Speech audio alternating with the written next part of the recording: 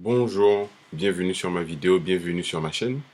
Aujourd'hui, je vous fais une courte vidéo sur quelques placements à faire sur le PEA suite au crash que subit ces actions à cause de la crise en Ukraine. Je vous présente d'ailleurs en fin de vidéo une action avec plus de 10% de rentabilité. Alors, commençons.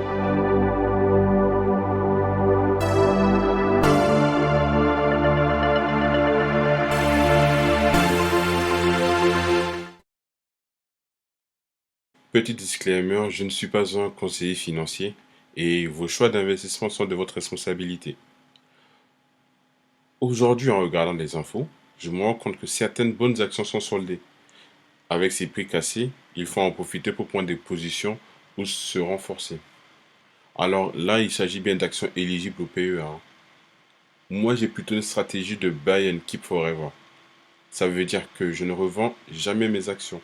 Ça m'évite de stresser, même en cas de crise, mais au contraire, toujours renforcer mes positions en me disant que c'est le moment de baisser mon prix de revient unitaire, donc le PRU.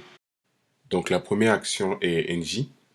Aujourd'hui, elle s'échange à 10 euros avec un dividende estimé à 85 centimes. Ça nous fait donc un rendement de dividende à plus de 8%. Je trouve que c'est très intéressant. Sachant que le ticket d'entrée est également autour d'une dizaine d'euros, il serait juste d'en acheter ou de renforcer sa position aujourd'hui. N'oubliez pas que le secteur de l'énergie est très touché aujourd'hui par la crise en Ukraine.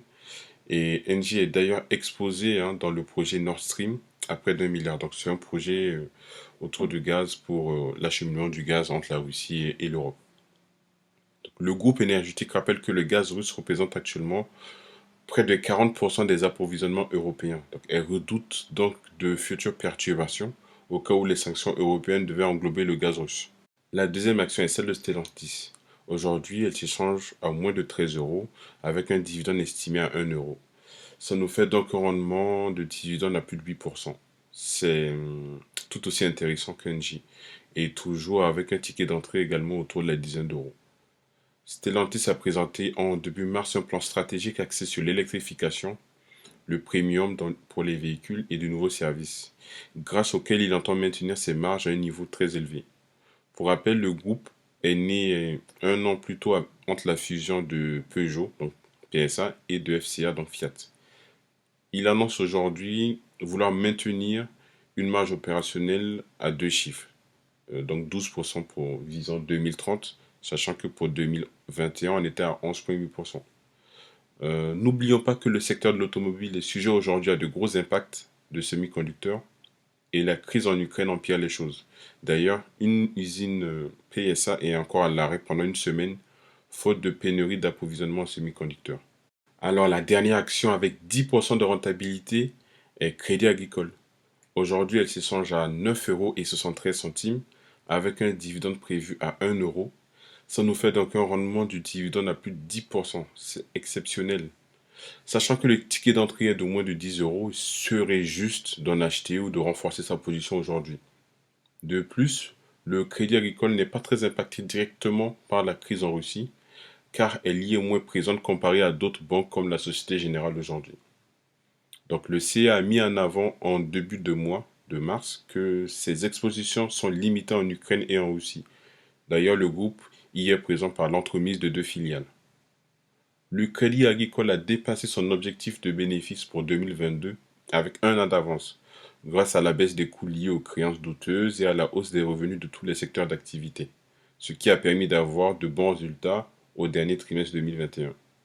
Je vous rappelle que cette action est éligible au PEA, donc profitez-en. Donc là, je vous présente mon PEA, hein. Donc, je suis à la caisse d'épargne pour mon PEA. Donc, le projet immobilier a fait que mon compte il est ouvert là. Donc, j'ai fait deux achats aujourd'hui. Donc, Stellantis et la caisse et Crédit Agricole. Donc, je crois que j'en ai acheté pour 200 euros chacun.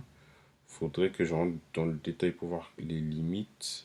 Donc pour le crédit agricole, donc j'ai acheté en cours d'exécution à 9,53 €. Je pense que c'était bon, hein. Je pense donc j'ai toujours eu mes 10%. Et pour Stellantis, j'ai acheté avec un cours d'exécution à 12,73. 12,73 centimes.